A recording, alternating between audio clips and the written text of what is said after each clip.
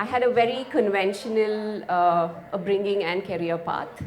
I went to an engineering college, and like all my friends, I joined an IT company.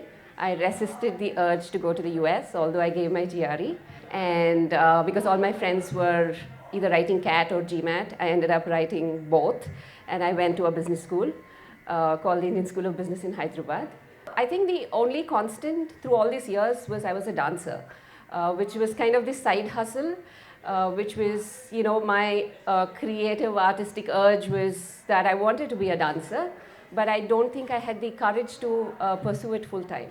And then I worked as a product manager in a company called Akamai Technologies for about 8 years. And I'm told I was a very good product manager, and it's a job I really liked. Products interest me, technology interests me, bringing things to life interests me, so I was in a good place. But my grandmother died in 2007 because of pancreatic cancer. She had a book that she had written in 1974, and it was a book she self-published in the 70s, and in an age where there was no internet, where there was no social media, where gatherings like this were probably far and few between. She managed to sell 15,000 copies of her book. I think the last edition of Vanita Vantakalu was published in 1983 when I was 3 years old. But we always grew up with these stacks of books in the house because, that was her storage space. And I was raised by my grandparents for the first few years of my life. When Amma passed away, the book came to me. I mean, I was not a cook till that point. I was not a writer till that point. I had no ambitions of being a writer till that point. So one of the things my grandmother wanted to do was to write or translate her book into English. And she never found a path to do it. For whatever reason, she never found the right collaborators, the right translators, and it just became a dream of hers which never was fulfilled. So in 2007, I picked the book up and I said, I will try and translate it. And at that point, I had no idea what it would take. Initially, I thought translation, I can read Telugu, I can translate. I mean, I'm pretty reasonably okay with English. So I looked at it as a pure translation job. And I realized that was not going to work because, my grandmother wrote it for an Andhra kitchen where you had to be familiar with the space, with the spices, with the cooking techniques. So the recipes are kind of condensed. And because I didn't come to it with a cooking background, I was getting lost. Like, what are these recipes? What are these steps? Something is amiss. Then I started cooking. I started teaching myself to cook. So I had to cook through not just this book of hers, but she had like boxes with like thousands of recipes. So for me, it was not just this book, but I also had to kind of go through her archive of 50 years and figure out what recipes I wanted to kind of bring out in English. Then I met a photographer and a food blogger called Chinmay Bhatt, who had a very, very nice blog called Love Food Eat, and I really, really loved her work. So I wrote to Chinmay. Arjun was 6-7 months old at that point. Chinmay had a very young daughter who was, I think, 2 years at that point. So she would come home every weekend, and I would cook a few recipes. And I live in an apartment, I have a tiny kitchen, and we have just one window where the natural light is really good. So we would place like a table there and take pictures. So that's how this project started. So it was again a side hustle. I was just working on it over the weekends. These kids would drive us mad. We would still somehow manage to cook, take pictures, and we kept at it for like 2.5 years. And at that point, I started pitching the book to publishers. I said, hey, this is a book that is coming back alive after 50 years. And it's a book that was very popular in Telugu at some point in the 70s. And all publishers were interested, just because of the history, I think. I think they didn't care who I was. And this was a book that sold well. I think that's what publishers care about, if a book can sell. But once I started getting into conversations with publishers, I was very raw too. Like, I didn't know how to negotiate. I didn't know how to really take those conversations forward. And at some point I said, okay, my grandmother self-published, I'll self-publish too. So I have somebody who did it in the past. And it's her own work, which I'm again kind of bringing back to life, and I should self-publish. Okay, in the middle what I did was, because Chinmay was a food blogger, I tried convincing her to cook recipes herself. So I was trying to still try not to do the hard work. But she's like, I can cook, but I don't know what these recipes are supposed to look like.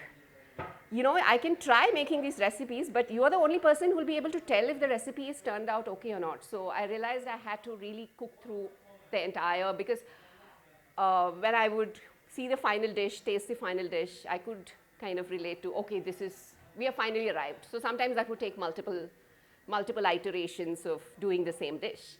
So I think in 2014, I decided I will self-publish. So this is already 7 years spent just cooking, learning how to cook, still struggling how to write, or still unsure how to write at a certain level, and still unsure what this book will look like. I mean, I was doing all the work, but it was still, evolving in a state of evolution. And in 2014, when I decided to self-publish, I'm like, oh my God, I need an editor. Because I've just written this whole book without having any editorial input. You need to have a chemistry, I think, when you work with other creative people, and I didn't find that for a very long time.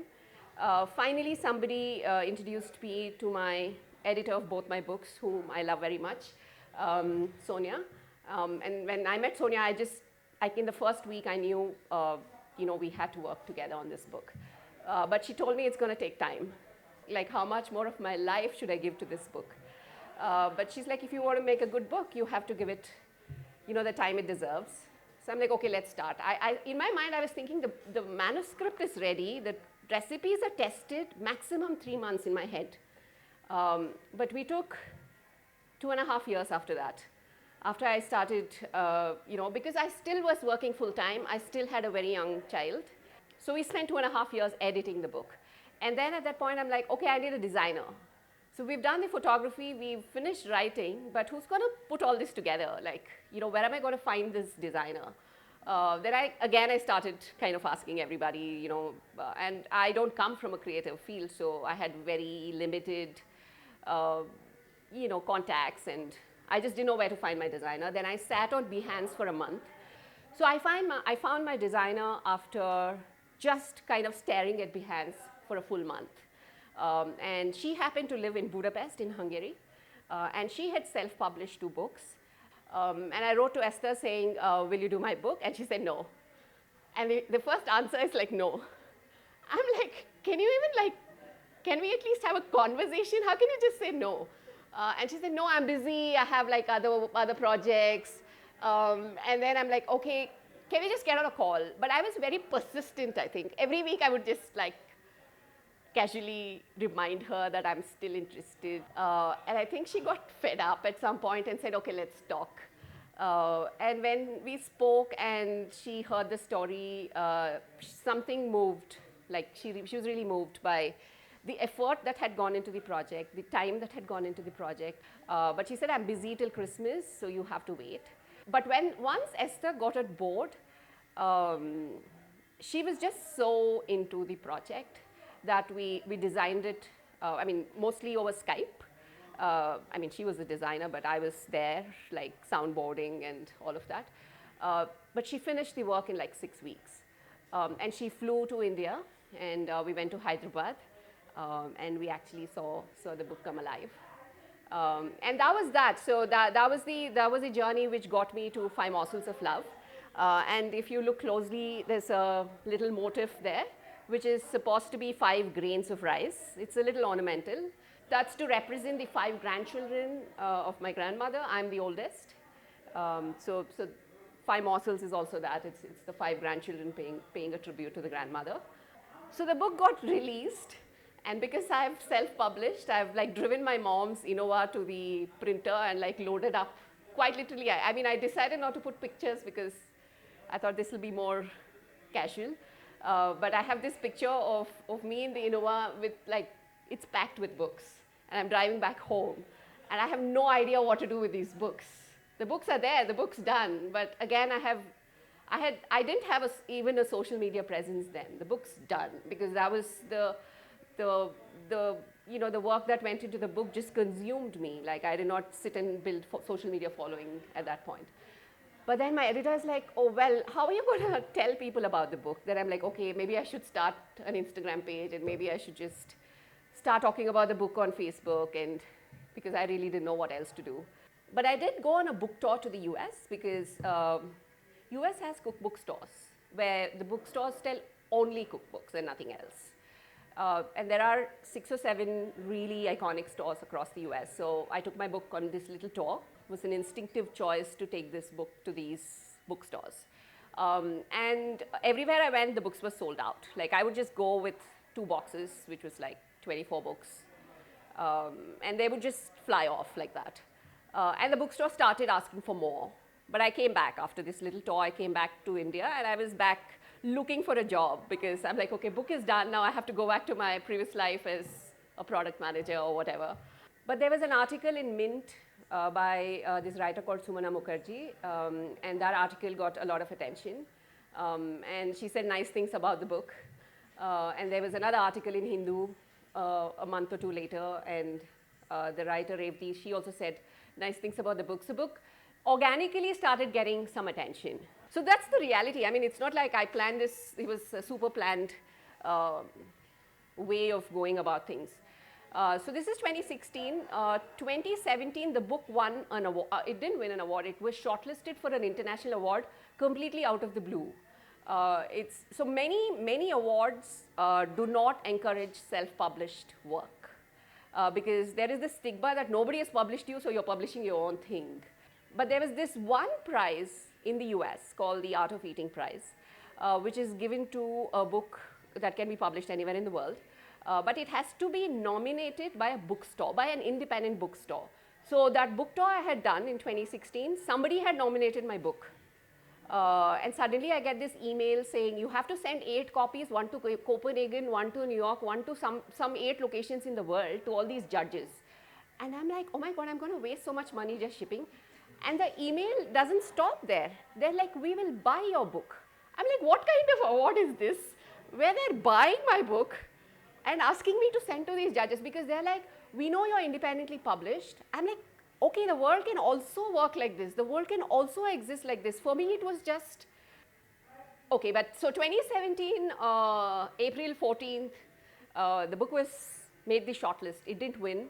But it made the shortlist, and that again gave the book this whole new wave of attention, which I hadn't foreseen, I hadn't anticipated, I hadn't dreamt. Because it got this, NPR picked it up, and I should have screenshotted it, but I was on the main page of the NPR website next to Donald Trump. And I'm like, okay, what are the odds? What are the odds? Why am I next to Donald Trump? Anyways. But that article again, so I think, I remember this day very, very well. I think it was the 2nd of October. My husband and I were watching this movie called Newton in PVR cinemas. And I have a little notification which kind of, it does this ting whenever there's an order because they're so far and few at that point. I'm like, I need to listen, I need to, get motivated by these tings. And we're sitting in the movie theater and the tings are not stopping. Like there are like 100 things. I'm like, something is happening. So we had to go out and actually see where the orders are coming from and why they were coming from. And then we traced it back to the NPR article. 2018, New York Times published an article on the book. So this is 2 years after the book has launched. This again I remember very well because when Akshay asked me when I was writing 5 Morsels, what's your wildest ambition for the book? And I'm like, I don't have mind space to think of goals right now. But because he was being persistent, he's like, what's your thing? Like, what do you want? What is your biggest thing for 5 Morsels? And I'm like, maybe if New York Times writes it. I just said it like, and in 2018, May, New York Times had a really lovely article about 5 Morsels. And I was just again like, okay, where is this book going? I'm just really following where it's taking me. All along, I was also writing for the Art of Eating magazine, the same people who shortlisted my book for the prize. They also have a magazine and they asked me to write for them. So in these intervening years between 2016 and end of 2018, I never stopped cooking, never stopped writing. So those, again, were not super planned. I didn't say that I have to pitch articles, I have to pitch ideas, because honestly, I didn't know. I still don't know how to do that. But when people would ask me, I would write. I wrote a little for Hindu. I haven't done a lot of it, but whenever people would ask me, I would write. And I realized I actually enjoy it. I come from no background in writing, but I was a reader. I still am a very big reader. I think that's my greatest pleasure in life, to read. So this writing career was parallelly somehow taking off without me even like realizing it, I think. I was putting in the effort. I won't disagree that I was not putting in the effort, but I was not actively pursuing it in a way. And at the end of 2018, I'm like, also by then my worldview, the lens to view the world had become food. Like if I would think about the environment, if I would think about climate, if I would think about forests disappearing, if I think about glaciers melting, somehow everything would come back to food for me. And I think it happens to a lot of creative people, like if you're doing photography, if you're making film, whatever is bothering you in the world somehow finds its way back to your work. So there were all these things that were troubling me, and I had to find hope in this chaos, the political moment we are in. All of that was just eating away at me. And I'm like, I can't be in this state of despair, and I can't not do something about it. I had to find hope. That was I'm like, okay, my next book should somehow address this. Like all these themes, inequity, social justice, all those things that were just like kind of really eating away at me. I had to find a path for that, an outlet for that at a certain level. Then I'm like, okay, I know all these cool people who are doing really great things in life. What if I write about them, and what if my next book is about them? These are people who still believe in growing heirloom rice. These are people who will go fight for the rights of women farmers. Cooking has somehow been the anchor in all their life journeys.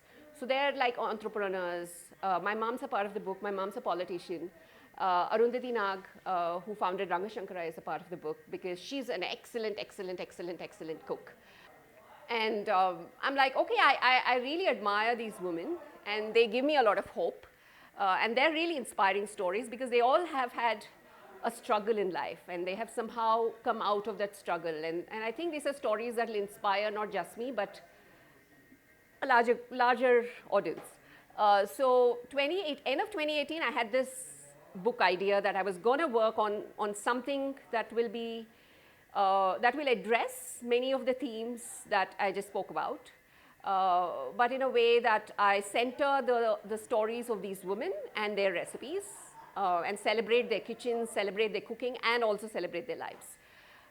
2019, I actually went on this big tour across India. Started at my hometown in the little town I grew up in Kurnool, and we ended this tour in the Himalayas, cooking and learning these new recipes. So I came back, I started working on the book, and then 2020, as we all know, everything just shut down.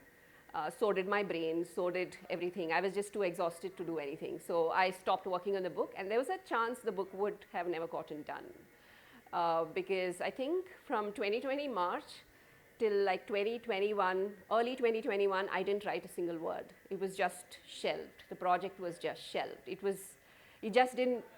didn't have the mind space to write. There was just too much going on at home office, home school. It was just too much. I know all of us have lived through it, so I don't need to like go down that path. But 2021, I broke my left ankle. I don't know, I broke something in my left leg.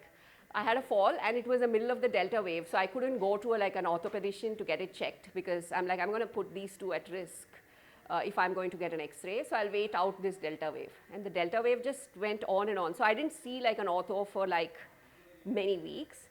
Because I was stuck and I was in so much pain, I actually picked the book back up. I'm like, maybe I should write. Maybe I should really find, this whole thing of hope I'm talking about, I should really make it real for myself. So I started writing the book when I was in the middle of this whole thing. So this is 2020 March. And 2021 November, I finished the book. I worked with the same team. Sonia agreed to work with me, which I'm very grateful for. So she was my editor. Esther agreed to design the book. But our post-production took some time because paper shortage, I had COVID in Jan, my designer had COVID in Feb. We all were exhausted. We were all just recovering. It just, and then I'm like, let it take its time. So yeah, this book is new. It's just a couple of weeks old, and I can't believe it's done. I really can't believe it's done.